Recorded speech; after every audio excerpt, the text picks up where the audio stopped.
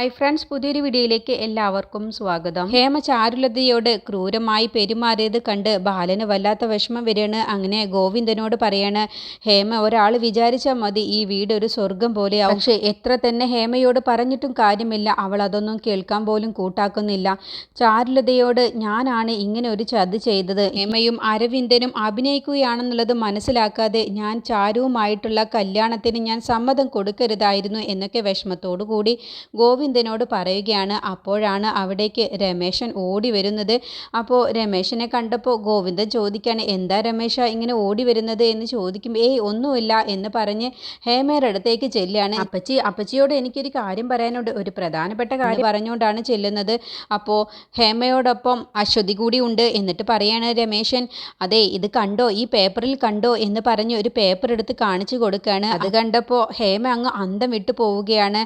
അരവിന്ദനെ കാണാനില്ല, കണ്ടു പിടിച്ചു തരുന്നവർക്ക് 50,000 രൂപ കൊടുക്കാമെന്ന് പറഞ്ഞിട്ടുള്ള പരസ്യമാണ് അതിൽ കാണുന്നത്. അതോടുകൂടി ഹേമ അങ്ങ് ഞെട്ടിപ്പോവാണ്. അപ്പോൾ രമേശനോട് ചോദിക്കുകയാണ്, ഇത് നിനക്ക് എവിടെ നിന്ന് കിട്ടി എന്ന് ചോദിക്കുമ്പോൾ, ഇപ്പോൾ ഇവിടെ എല്ലായിടത്തും വരുന്ന പേപ്പറിൽ ഉള്ള വാർത്തയാണ്, അരവിന്ദനെ കാണാനില്ല എന്ന് പറഞ്ഞ് പരാതിയും കൊടുത്തിട്ടുണ്ട് ബാലമാമ എന്ന് പറഞ്ഞതോടുകൂടി ഹേമക്ക് ദേഷ്യം പിടിക്കുകയാണ് കേട്ടോ. എന്നിട്ട് ഹേമ ബാലന്റെ അടുത്തേക്ക് ഈ പേപ്പറുമായിട്ട് അങ്ങ് ചെല്ലണോ. ഇത് ചാരുലത കൂടി കാണാണ്. അപ്പോൾ ഇനി ഇവിടെ വലിയ പ്രശ്നം തന്നെയാണ് ഇപ്പോൾ അമ്മായി. ബാലമാമന് ഒരു സൂര്യവും കൊടുക്കില്ലല്ലോ എന്നുള്ള ടെൻഷനോട് കൂടിയിട്ടാണ് ചാരുലതയും കൂടെ ചെല്ലുന്നുണ്ട്. അങ്ങനെ ചാരുലത അങ്ങ് മാറി നിൽക്കുകയാണ്. അപ്പോൾ അശ്വതി പറയാണ്, വെറുതെ അമ്മ പ്രശ്നം ഉണ്ടാക്കണ്ട, അച്ഛനുമായിട്ട് ഒരു വഴക്കിടണ്ട എന്ന് പറയുമ്പോഴും ഹേമ അതൊന്നും കൂട്ടാക്കുന്നില്ല. അങ്ങനെ ഹേമ ദേഷ്യത്തിൽ ബാലൻ്റെ അടുത്തേക്ക് ചെല്ലാണ്. അപ്പോൾ ഗോവിന്ദന് കൂടി ഉണ്ടാവും. എന്നിട്ട് പേപ്പർ കാണിച്ചിട്ട് പറയണേ, എന്താണ് ഇത് എന്ന് ചോദിക്കുമ്പോൾ ബാലൻ പറയണേ, എന്താ നിനക്ക് കണ്ണു കാണില്ലേ, അതിലെന്താണുള്ളത് എന്ന്. അപ്പോൾ ഹേമ ചോദിക്കാൻ, ആരോട് ചോദിച്ചിട്ടാണ് എൻ്റെ മകനെ കാണാനില്ല എന്ന് നിങ്ങൾ പേപ്പറിൽ കൊടുത്തത് എന്ന് ചോദിക്കുമ്പോൾ ബാലൻ പറയണേ, നിന്നോട് എന്തിനാണ് എനിക്ക് ചോദിക്കേണ്ട ആവശ്യം, എൻ്റെ മകനാണ് അരവിന്ദൻ, എൻ്റെ മകനെ കാണാത്തത് കൊണ്ട് എൻ്റെ മനസ്സും പിടപെടാന്ന് പിടക്കുന്നുണ്ട്. അതുകൊണ്ട് ഞാൻ പോലീസ് സ്റ്റേഷനിൽ പോയിട്ട് ഒരു കംപ്ലൈൻറ്റ് കൊടുത്തു, എത്രയും പെട്ടെന്ന് എൻ്റെ മോനെ കണ്ടുപിടിച്ച് തരാനും, കണ്ടുപിടിച്ച് തരുന്നത് ആരാണെങ്കിലും അവർക്ക് 50,000 രൂപ കൊടുക്കാമെന്നും ഞാൻ പറഞ്ഞിട്ടുണ്ട്. അപ്പോൾ ഹേമ പറയണേ, അരവിന്ദന് അതിന് കാണാതായതല്ലോ, അവൻ സ്വയം അവൻ്റെ ഇഷ്ടത്തിന് പോയതാണ്. അപ്പോൾ ഗോവിന്ദനോട് പറയണേ, നീയല്ലേ ഇവരോടൊപ്പം എപ്പോഴും നടക്കുന്നത്, നിനക്ക് പറഞ്ഞു കൊടുക്കാമായിരുന്നില്ലേ, ഇതിപ്പോൾ എത്ര ഒരു നാണക്കേടാണ് ഇങ്ങേര് വരുത്തി വെച്ചിരിക്കുന്നത്. ഓ ബാലൻ പറയണേ, ഇപ്പൊ പറയുന്നത് കേട്ടാൽ ഇപ്പോൾ ഇവിടെ ആർക്കും ഒരു മാനക്കേടും ഉണ്ടായിട്ടില്ല, നല്ല കാര്യമല്ലേ ഇവളുടെ മകൻ ചെയ്തു വെച്ചിട്ട് പോയിരിക്കുന്നത്, എല്ലാവരെയും ഒരുപോലെ പറ്റിച്ച് സ്വത്തും പണവും തട്ടിയെടുത്തോണ്ട് പോയിരിക്കല്ലേ, അത് കണ്ടിട്ട് ഞാൻ വെറുതെ ഇരിക്കാനൊന്നും പോകുന്നില്ല, അവൻ എവിടെ പോയി ഒളിച്ചാലും ശരി അവനെ എത്രയും പെട്ടെന്ന് കണ്ടുപിടിച്ച് എൻ്റെ മുന്നിൽ എത്തിക്കും, എന്നിട്ട് ഞാൻ കൊടുത്തിട്ടുള്ള സ്വത്തുക്കളെല്ലാം തിരിച്ച് എൻ്റെ പേരിലേക്ക് തന്നെ ഞാൻ അവൻ്റെ അടുത്ത് നിന്ന് വാങ്ങിച്ചിരിക്കും, എൻ്റെ പേരിലേക്ക് തന്നെ തിരിച്ച് ഞാൻ അത് എഴുതിപ്പിച്ചിരിക്കും, അല്ല എന്നുണ്ടെങ്കിൽ എൻ്റെ പേര് ബാലൻ എന്നായിരിക്കില്ല എന്ന് പറഞ്ഞ് ബാലൻ വെല്ലുവിളിക്കുകയാണ്. ശരിക്കും ഞാൻ അവൻ്റെ പേരിൽ കേസ് കൊടുക്കുകയാണ് വേണ്ടത്. അത് കേട്ടപ്പോൾ ഹേമയ്ക്കങ്ങ് ദേഷ്യം പിടിച്ചിട്ട് പറയണേ, അങ്ങനെയാണെങ്കിൽ നിങ്ങൾ എൻ്റെ കഴുത്തിൽ കെട്ടിയ താലി സത്യമാണെങ്കിൽ നിങ്ങളൊന്ന് ചെയ്ത് കാണിക്ക്, അവനെതിരെ നിങ്ങളൊന്ന് കേസ് കൊടുത്തോക്ക്, അപ്പം അറിയാം ഞാൻ ഈ ഹേമ ആരാണെന്നുള്ളത്. അപ്പോൾ ബാലന് വീണ്ടും ദേഷ്യം പിടിച്ചിട്ട് പറയണേ, നിനക്ക് ഒരു അർഹതയും ഇല്ല ഒന്നും സംസാരിക്കാൻ, ഒരു പാവം പിടിച്ച പെൺകുട്ടിക്ക് നേരെ അമ്മയും മോനും കൂടി ചെയ്തു കൂട്ടിയ പ്രവൃത്തി, ഇതിനെക്കുറിച്ചൊന്നും കൂടുതൽ എന്നെ കൊണ്ട് പറയിപ്പിക്കേണ്ട, ഭർത്താവിനെ പിന്നിൽ നിന്ന് കുത്തിയവളാണ് നീയും നിന്റെ മകനും, സ്വന്തം അച്ഛനാണെന്ന് പോലും നോക്കാതെയാണ് അവൻ എന്നോട് ഇങ്ങനെ ഒരു ചതി ചെയ്തത്, അവൻ എവിടെ പോയി ഒളിച്ചാലും അവനെ ഞാൻ തേടി കണ്ടുപിടിച്ചിരിക്കും, എന്നിട്ട് അവൻ്റെ മുട്ടുകാല് തല്ലിയൊടിച്ച് അവനെ മുക്കിലിടും, എന്നിട്ട് കഞ്ഞി പോലും അവന് കൊടുക്കില്ല എന്നൊക്കെ പറയുമ്പോൾ ഹേമ പറയണേ, നിങ്ങൾക്ക് അവനെ ഒന്നും ചെയ്യാൻ കഴിയില്ല, നിങ്ങൾക്ക് അവനെ കണ്ടുപിടിക്കാനും കഴിയില്ല, അവൻ ഓടിപ്പോയതിലെ ഒരു തെറ്റുമില്ല, കാരണം അവനെ ഇഷ്ടമില്ലാത്ത പെണ്ണിനെ അവൻ്റെ തലയിൽ കെട്ടിവെക്കാൻ നോക്കിയാൽ പിന്നെ അവൻ ഓടിപ്പോവല്ലാതെ പിന്നെ എന്താണാവോ ചെയ്യേണ്ടിയിരുന്നത്, ഞാൻ ജീവിച്ചിരിക്കുന്ന കാലത്തോളം നിങ്ങൾക്ക് എൻ്റെ മോൻ്റെ നിഴലിൽ പോലും തൊടാൻ കഴിയില്ല എന്ന് പറഞ്ഞ് വെല്ലുവിളിച്ചിട്ടാണ് ഹേമയും പോകുന്നത്. അപ്പോൾ ബാലനും പറയണ, നമുക്ക് നോക്കാം എന്ന് ബാലനും തിരിച്ചു വെല്ലുവിളിക്കുകയാണ്. എന്നിട്ട് ആരും കാണാതെ ഹേമ അരവിന്ദന് ഫോൺ വിളിക്കാൻ പോവാണ്. അപ്പോൾ ഇതൊക്കെ കണ്ടുകൊണ്ട് നിൽക്കുന്ന ചാരു പൊട്ടിക്കരയുകയാണ്. ബാലമാമ എത്രമാത്രം അധികം വിഷമിക്കുന്നുണ്ട്, ഇതെല്ലാം ഞാൻ കാരണമാണല്ലോ എന്ന് ചിന്തിക്കുകയാണ്. അങ്ങനെ ഹേമ ആരും കാണാതെ അരവിന്ദന്റെ ഫോണിലേക്ക് വിളിക്കുകയാണ്. എന്നിട്ട് പറയാണ്, നീ ഇപ്പോൾ താമസിക്കുന്ന സ്ഥലത്തു നിന്നും 2 ദിവസത്തേക്ക് നീ പുറത്തൊന്നും ഇറങ്ങരുത് എന്ന് പറയും. അതെന്താ അമ്മ അങ്ങനെ പറഞ്ഞത്? അല്ല, നിന്റെ അച്ഛൻ നിനക്കെതിരെ കംപ്ലൈൻറ്റ് കൊടുത്തിട്ടുണ്ട്, നിന്നെ കാണാനില്ല എന്ന് പറഞ്ഞ്, കണ്ടുകിട്ടുന്നവർക്ക് നിന്നെ കണ്ടുപിടിച്ച് കൊടുക്കുന്നവർക്ക് 50,000 രൂപയും കൊടുക്കാമെന്ന് പറഞ്ഞിട്ടുണ്ട്. ഇതെന്താ അങ്ങേർക്ക് എന്താ തലക്ക് സുഖമില്ലേ എന്നൊക്കെ അരവിന്ദൻ പറയട്ടോ. അപ്പോൾ നീ ഞാൻ പറയുന്നത് കേൾക്ക്, ഇപ്പോൾ തൽക്കാലം നീ 2 ദിവസത്തേക്ക് പുറത്തൊന്നും ഇറങ്ങരുത്, അതുവരെ നീ ആ റൂമിൽ തന്നെ കഴിഞ്ഞാൽ മതി എന്ന് പറഞ്ഞിട്ടാണ് ഫോൺ വെക്കുന്നത്. അപ്പോൾ അരവിന്ദനാണെങ്കിലോ ഇപ്പോൾ എന്ത് ചെയ്യും, എന്നെ തേടി പോലീസ് ഇവിടെ എത്തുമോ എന്നുള്ള പേടിയിലാണ് ഇരിക്കുന്നത്. പിന്നീട് ആകാശ് ശ്രേയയെക്കുറിച്ച് ആലോചിച്ച് വിഷമിച്ചിരിക്കുകയാണ്. ശ്രേയയുടെ കയ്യിൽ മോതിരം ഇട്ട് കൊടുത്തതിനെക്കുറിച്ചും അങ്ങനെയുള്ള കാര്യങ്ങളൊക്കെ ആലോചിച്ച് വിഷമിച്ച് നിൽക്കുകയാണ് കേട്ടോ. അങ്ങനെ ഫോട്ടോയിൽ നോക്കിയിട്ട് ശ്രേയയെ നോക്കിയിട്ട് ഇങ്ങനെ മനസ്സുകൊണ്ട് സംസാരിക്കുകയാണ്. ശ്രേയ, ഞാൻ നിൻ്റെ മുഖത്ത് ഞാൻ എങ്ങനെ നോക്കും? നിന്നോട് ഞാൻ വലിയൊരു ചതിയാണ് ചെയ്തത്. നിൻ്റെ വീട്ടിലെ പൂജാമുറിയിൽ വെച്ച് ഞാൻ സത്യം ചെയ്തതാണ് നിന്നെ എത്രയും പെട്ടെന്ന് വിവാഹം ചെയ്യാമെന്ന്. പക്ഷേ എൻ്റെ അവസ്ഥ ഇങ്ങനെ ആയിപ്പോയല്ലോ. ഇനി ഞാൻ എന്ത് ചെയ്യും? ഞാൻ നിന്നോടും ചാരുവിനോടും ഒരുപോലെ തെറ്റ് ചെയ്തു. ഞാൻ എങ്ങനെ നിൻ്റെ മുഖത്ത് നോക്കും എന്നൊക്കെ മനസ്സിൽ ചിന്തിച്ചുകൊണ്ട് വിഷമിച്ച് നിൽക്കുകയാണ് കേട്ടോ. അപ്പോഴാണ് ചാരു ഒരു ഗ്ലാസ് പാലുമായിട്ട് ആകാശിൻ്റെ അടുത്തേക്ക് ചെല്ലുന്നത്. അപ്പോൾ ആകാശ് ദേഷ്യത്തിലാണ് കേട്ടോ ചാരുവിനെ നോക്കുന്നത്. അങ്ങനെ ചാരു ദാ പാല് എന്ന് പറഞ്ഞു കൊടുക്കുമ്പോൾ അവിടെ വെച്ചേക്ക് എന്ന് ദേഷ്യത്തിൽ പറയാണ്.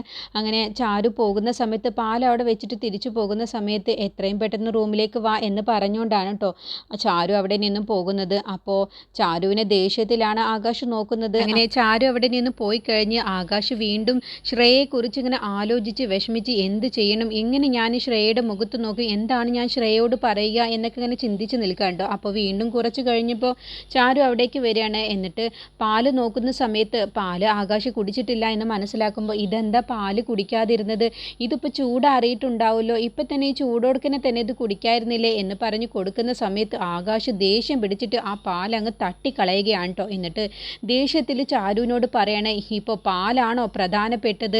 പാല് ഞാൻ നിന്നോട് ചോദിച്ചോ? എന്തിനാണ് നീ ഇവിടേക്ക് പാല് കൊണ്ടുവന്നത്? ഞാൻ നിന്നോട് പാലൊന്നും ചോദിച്ചിട്ടില്ലല്ലോ എന്ന് പറഞ്ഞ് ദേഷ്യത്തിൽ ആകാശ് അവിടെ നിന്ന് അങ്ങ് പോവാട്ടോ. അപ്പോൾ ചാരു ആ പാലൊക്കെ തട്ടിത്തെറിപ്പിച്ചത് കണ്ടപ്പോൾ പെട്ടെന്ന് ചാരു അങ്ങ് ഞെട്ടിപ്പോവാണ്. എന്നിട്ട് ചാരു അവിടെ നിന്നിട്ട് പൊട്ടിക്കരയുകയാണ് കേട്ടോ. അപ്പോൾ പെട്ടെന്നാണ് ആകാശിന് ഞാൻ ചാരുവിനോട് വല്ലാതെ ദേഷ്യപ്പെട്ടല്ലോ എന്നുള്ള ആ ഒരു കുറ്റബോധം ആകാശിൻ്റെ മനസ്സിലേക്ക് വരുന്നത്. അപ്പോൾ ആകാശ് വീണ്ടും ചാരുവിൻ്റെ അടുത്തേക്ക് വരാനിങ്ങനെ നോക്കുകയാണ് കേട്ടോ. അപ്പോൾ ചാരു അവിടെ നിന്ന് പൊട്ടിക്കരയുന്നത് കാണുമ്പോൾ അത് ആകാശിന് വല്ലാത്ത വിഷമാവുകയാണ്. അങ്ങനെ ആകാശ് ചാരുവിൻ്റെ അടുത്തേക്ക് ചെന്നിട്ട് പറയാണ്, സോറി, ഞാൻ പെട്ടെന്ന് ഞാൻ എന്തോ ആലോചിച്ച് നിൽക്കായിരുന്നു, ആ ഒരു ദേഷ്യത്തിലാണ്, ഞാൻ അറിയാതെ പെട്ടെന്ന് ഗ്ലാസ് തട്ടിയിട്ടതാണ്, എന്നോട് ക്ഷമിച്ചേക്ക് എന്ന് പറഞ്ഞ് സോറി പറയാണ് ചാരുവിനോട്. ഓ ചാരു കരഞ്ഞുകൊണ്ട് പറയാണ്, ഇല്ല എന്നോട് സോറി ഒന്നും പറയണ്ട, ഞാനാണ് തെറ്റ് ചെയ്തത്, ഞാൻ ജനിച്ചത് തന്നെ തെറ്റാണ്, ഞാൻ ജനിച്ചത് കൊണ്ടല്ലേ എല്ലാവരും ഇങ്ങനെ കഷ്ടപ്പെടുന്നത്, ഞാൻ ജനിച്ച അന്നു മുതൽ എൻ്റെ മാമ കഷ്ടപ്പെടുന്നതാണ്, ഇപ്പോൾ ഞാൻ നിങ്ങളുടെ ജീവിതത്തിലേക്ക് വന്നതോടുകൂടി ഇപ്പോൾ നിങ്ങളുടെയും മനസമാധാനം പോയി, എല്ലാം എന്ത് തെറ്റാണ് എന്ന് പറഞ്ഞ് ചാരു പൊട്ടിക്കരയുമ്പോൾ ആകാശ് പറയാണ്,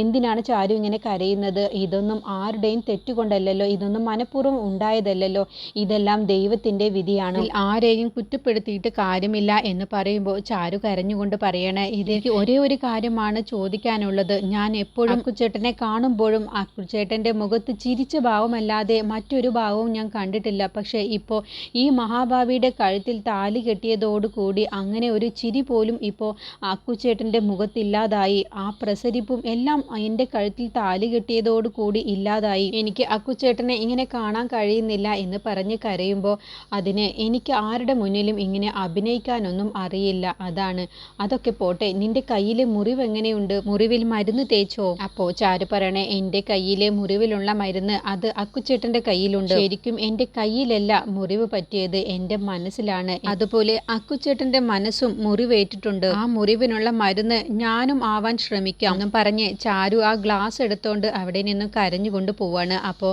ചാരു ആ പറഞ്ഞിട്ട് പോകുന്ന വാക്കുകളൊക്കെ കേട്ട് ആകാശിനെ ചാരുവിനോട് എന്ത് പറയണം എന്ന് അറിയാതെ നിൽക്കണം. പിന്നീട് അശ്വതി പച്ചക്കറികളൊക്കെ നുറുക്കുന്ന സമയത്ത് അവിടേക്ക് രമേശൻ വരികയാണ്. എന്നിട്ട് പറയണേ, അശ്വതി ഇങ്ങനെയൊന്നുമല്ല, പച്ചക്കറികളൊക്കെ നുറുക്ക്, ഞാൻ കാണിച്ചു തരാം എന്ന് പറഞ്ഞ് രമേശൻ ഓരോന്നായി നുറുക്കി കാണിച്ചു കൊടുക്കാണ്ട്. അപ്പോൾ അശ്വതി ചോദിക്കാണ്, അല്ല രമേശ് ഏട്ടന് ഇതൊക്കെ നന്നായിട്ട് അറിയാലോ എന്ന് പറയുമ്പോൾ ഇത് കേട്ടും കൊണ്ട് ഹേമ അവിടേക്ക് വരികയാണ്. അപ്പോൾ ഹേമ പറയാണ്, അവന് എല്ലാം അറിയാം, അവൻ എൻ്റെ കൂടെ അടുക്കളയിൽ എല്ലാ ജോലിക്കും സഹായത്തിന് വന്നിരുന്നു. രമേശൻ പറയണേ, അതെ അശ്വതി, എനിക്ക് എല്ലാം അറിയാം, എല്ലാ ഭക്ഷണവും ഉണ്ടാക്കാൻ എനിക്കറിയാം എന്ന് പറഞ്ഞ ഉടനെ തന്നെ അശ്വതി പറയാം, അത് ശരി, അപ്പോൾ ഈ അമ്മ തന്നെയാണ് രമേശ് ഏട്ടനെ ഒന്നും അറിയാത്തവനായിട്ട് ഒന്നിനും കൊള്ളാത്തവനാക്കി മാറ്റിയത് അല്ലേ എന്ന് പറഞ്ഞപ്പോൾ ഹേമ ദേഷ്യത്തിൽ, എടി നീ എൻ്റെ വായിലിരിക്കുന്നത് കേൾക്കണ്ട എന്ന് പറയട്ടോ. അങ്ങനെ അശ്വതി രമേശൻ പച്ചക്കറികൾ അരിയുന്നത് കണ്ടോണ്ട് നിൽക്കാണ്. അപ്പോഴത്തേക്കും ചാരു ഭക്ഷണമൊക്കെ അടുക്കളയിൽ കയറി ഉണ്ടാക്കുന്നുണ്ട്. അങ്ങനെ പെട്ടെന്ന് ചാരു അലറുന്ന സൗണ്ട് കേൾക്കുകയാണ്. അയ്യോ അമ്മേ എന്ന് പറഞ്ഞുകൊണ്ട് അടുക്കളയിൽ നിന്ന് ഓടി വരികയാണ്. അപ്പോൾ അശ്വതിയും രമേശനും ഒക്കെ എന്താണ് എന്ന് ചോദിക്കാട്ടെ. അപ്പോഴത്തേക്കും ചാരുവിൻ്റെ ആ അലർച്ച കേട്ട് ഹേമ നല്ലതുപോലെ സന്തോഷിക്കുകയാണ്. എന്തോ ഒന്ന് അടുക്കളയിൽ വെച്ച് ഉണ്ടായിട്ടുണ്ട് എന്നുള്ള ഭാവത്തിൽ കേട്ടോ.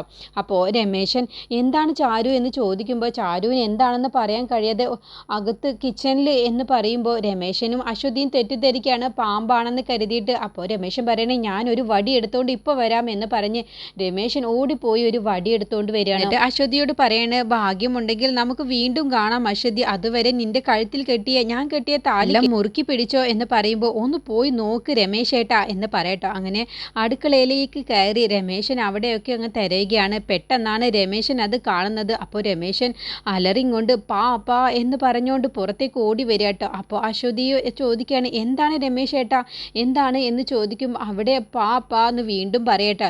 പല്ലി എന്ന് പറയാൻ വേണ്ടി കഴിയാതെ പാമ്പ് എന്നാണ് അവരെല്ലാവരും തെറ്റിദ്ധരിക്കുന്നത്.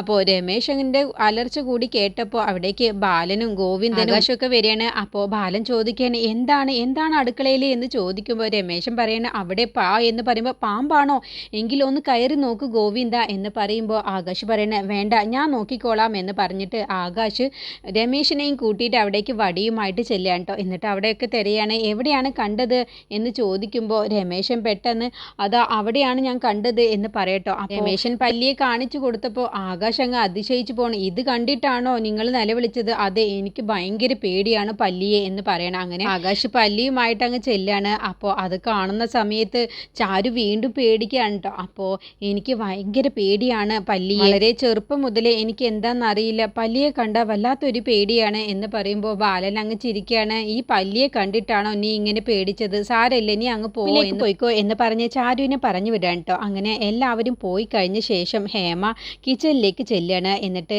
ചാരു ഉണ്ടാക്കിയ ഭക്ഷണങ്ങളൊക്കെ ടേസ്റ്റ് ചെയ്ത് നോക്കാൻ കേട്ടോ. അപ്പോൾ ഹേമ അത് രുചിച്ച് നോക്കിയപ്പോൾ നല്ല ടേസ്റ്റ് ഉണ്ടല്ലോ, ഇവൾക്ക് നല്ല കൈപുണ്യമുണ്ടല്ലോ, എന്തായാലും ഈ ടേസ്റ്റിൽ കൊടുത്താലേ അവൾ ഇവിടുത്തെ സ്റ്റാർ ആവും, അപ്പോൾ എൻ്റെ പേരാണ് കിട്ടുപോവുക, അതുകൊണ്ട് ഇവൾ ഉണ്ടാക്കിയ ഭക്ഷണത്തിൽ എന്തെങ്കിലും ഒരു പണി ഒപ്പിക്കണം എന്ന് മനസ്സിൽ ചിന്തിച്ചുകൊണ്ട് ഹേമ ചാരു ഉണ്ടാക്കിയ കറിയിൽ നിറയെ ഉപ്പ് ചേർക്കാൻ കേട്ടോ. എന്നിട്ട് ഇനി ഇവളുടെ ഭക്ഷണത്തിന് ആരെങ്കിലും ഒന്ന് നല്ല ടേസ്റ്റ് ഉണ്ട് എന്നൊന്നും പറയില്ലല്ലോ എന്ന് മനസ്സിൽ ചിന്തിച്ചുകൊണ്ട് ഹേമ ഒന്നും അറിയാത്ത ഭാവത്തിൽ കറിയിൽ നിറയെ ഉപ്പിട്ട ശേഷം അവിടെ നിന്നും പോവാണ്. അപ്പോൾ ഇതൊന്നും അറിയാതെ എല്ലാവർക്കും വേണ്ടി ഭക്ഷണമൊക്കെ ഉണ്ടാക്കിയത് കൊണ്ടു കൊടുക്കുകയാണ്. എന്നിട്ട് എല്ലാവരോടും ഭക്ഷണം കഴിക്കാൻ വേണ്ടി പറയട്ടോ. അങ്ങനെ എല്ലാവരും ഭക്ഷണം കഴിക്കാൻ വേണ്ടി ഇരിക്കട്ടോ. അപ്പോൾ ഹേമ മാത്രം ഇരിക്കുന്നില്ല.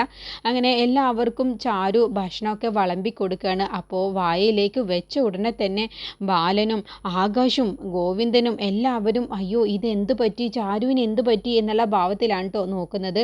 അപ്പോൾ അശ്വതിയും രമേശനും പറയണേ ഇതെന്താ ഇത് എന്ത് കറിയാണ്, ഇത് ഉപ്പാണ്, ഇതിലെങ്ങനെ ഇത് വായിൽ വെക്കാൻ കൊള്ളില്ലല്ലോ എന്ന് പറയുമ്പോൾ ചാരു അങ്ങ് ഞെട്ടിപ്പോ ഉപ്പോ എന്ത് ഉപ്പില്ലല്ലോ ഞാൻ പാകത്തിനാണല്ലോ ഉപ്പിട്ടത് എന്ന് പറയണ. അപ്പോൾ അശ്വതി പറയണ നീ ഒന്ന് ടേസ്റ്റ് ചെയ്ത് നോക്ക് ചാരു അപ്പോൾ നിനക്കറിയാം എന്ന് പറഞ്ഞിട്ട് ചാരു അത് ചെയ്ത് നോക്കണം. അപ്പോൾ നല്ല ഉപ്പ് രസമുണ്ട്. അപ്പോൾ ചാരുവിന് മനസ്സിലാവാണ് ഇത് ഹേമ അമ്മായി തന്നെയാണ് ഒപ്പിച്ചിട്ടുള്ളത് എന്നുള്ള കാര്യം മനസ്സിലിടാം. അപ്പോൾ ഇതൊക്കെ കണ്ടുകൊണ്ട് ഹേമ അപ്പുറത്തിരുന്ന് ഭയങ്കരമായിട്ട് സന്തോഷിക്കുകയാണ്. എങ്ങനെയുണ്ട് എൻ്റെ ബുദ്ധി എന്നുള്ള ഭാവത്തിൽ കേട്ടോ. അപ്പോൾ ബാലൻ പറയണ സാരമില്ല കുഴപ്പമില്ല, ഇതിപ്പോൾ അറിയാതെ പറ്റിപ്പോയതാവും നിനക്കിങ്ങനെ ഉപ്പ് കൂടിയത് എന്ന് പറഞ്ഞപ്പോൾ ചാരു പറയണ അമ്മാവ ഇവിടെ ഇരിക്കുക, ബാലമാമനും അക്കുചേട്ടനും എല്ലാവരും ഇവിടെ ഇരിക്കുക, ഞാനൊരു 10 മിനിറ്റിനുള്ളിൽ ഈ കറി ഒന്ന് പാകപ്പെടുത്തി കൊണ്ടുവരാം എന്ന് പറഞ്ഞുകൊണ്ട് ആ കറിയുമായിട്ട് നേരെ കിച്ചണിലേക്ക് പോവാണ്. അപ്പോൾ ഹേമയെ ഞെട്ടിപ്പിച്ചു കൊണ്ടാണ് പിന്നെ ആ കറിയുമായിട്ട് തിരിച്ച് ചാരു വരുന്നത്. അങ്ങനെ അത് രുചിച്ച് നോക്കിയ ശേഷം എല്ലാവരും ഒരേ സ്വരത്തിൽ പറയണ നല്ല സ്വാദുണ്ട്,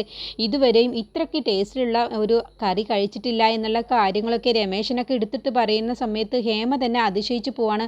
അതിൽ അത്രമാത്രം ഉപ്പിട്ടതാണല്ലോ, പിന്നെ ഇപ്പോൾ എന്ത് മറിമായമാണ് ഇവൾ കാണിച്ചത് എന്നുള്ള ഭാവത്തിൽ